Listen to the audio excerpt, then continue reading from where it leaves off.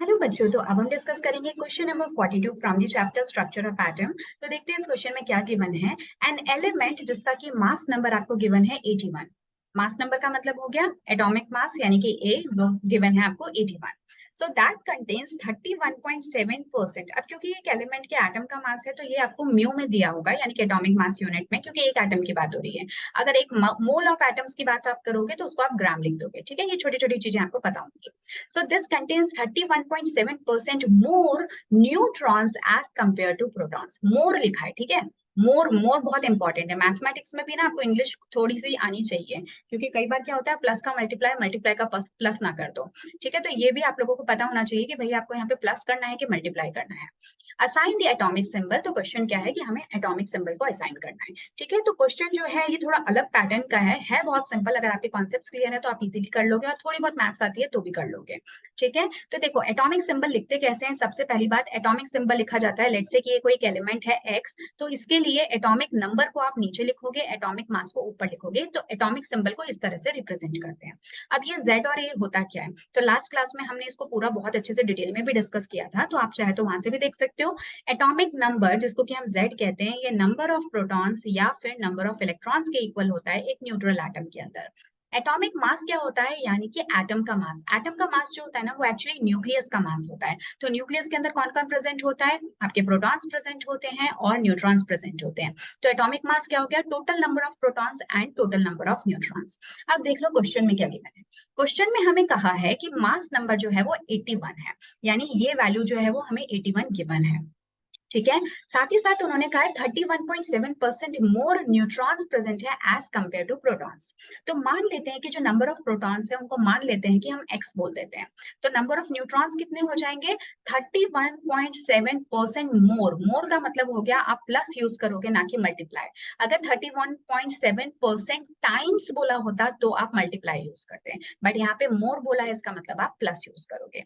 तो number of neutrons कितने हैं, जो आपके टोटल नंबर ऑफ प्रोटॉन्स हैं उससे 31.7% ज्यादा है। ठीक है, मतलब x तो है ही है, साथ ही साथ और कितना ज्यादा है, 31.7%। परसेंट को आप कैसे लिखते हो, 100 से डिवाइड कर दो ऑफ x। आ गई बात समझ में। तो ये हो गए आपके total number of neutrons. Is that clear. अब इन दोनों ही वैल्यूज को, जो कि प्रोटॉन्स की और न्यूट्रॉन्स की, उसको आप पुट कर दो एटॉमिक मास के उसमें फॉर्मूला में, तो ये कितना आ जाएगा, देखो नंबर ऑफ प्रोटॉन्स कितने हैं, वो है x, राइट। और जो नंबर ऑफ न्यूट्रॉन्स हैं वो कितने हैं, so this is x plus 31.7 by 100x। Is that clear. तो मतलब बहुत सारी वैल्यू आपको x के फॉर्म में दिख रही है, और इस एटॉमिक मास की वैल्यू कितनी है, 81 है।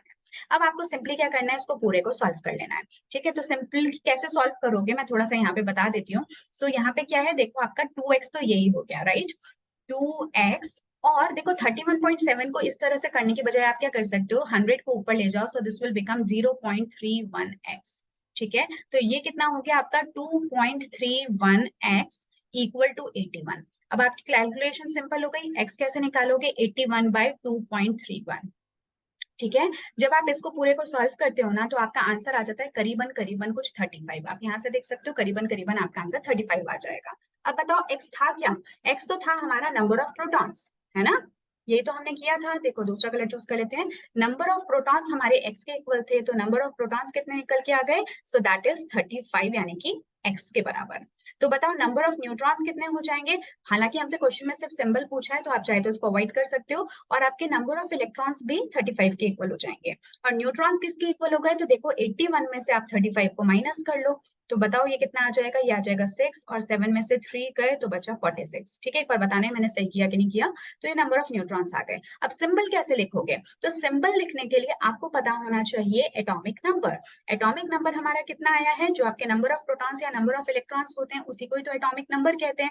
तो यही वैल्यू z के भी इक्वल है। अब देखो यार 35 किसका एटॉमिक नंबर होता है, तो 35 एक्चुअली आप जाके ढूंढना, ये होता है ब्रोमीन का एटॉमिक नंबर। ठीक है, ये किसका होता है, ब्रोमीन का। तो एटॉमिक नंबर तो हो गया 35, और इसी से ब्रोमीन से रिलेटेड क्वेश्चन हमने भी कुछ टाइम पहले भी किया था, पिछले 2 से 3 क्वेश्चंस में, तो इससे भी आपको याद होगा। तो ब्रोमीन जो है, शायद पिछला ही क्वेश्चन था, हाँ एग्जैक्टली पिछला ही क्वेश्चन था। तो ब्रोमीन का एटॉमिक नंबर हो गया 35, और यहाँ पे इसका एटॉमिक मास कितना है, so that is given to us as 81। तो ये हो गया 81 इसका एटॉमिक मास, और ये पूरा का पूरा सिंबल आपके सामने निकल के आ गया। Is that clear?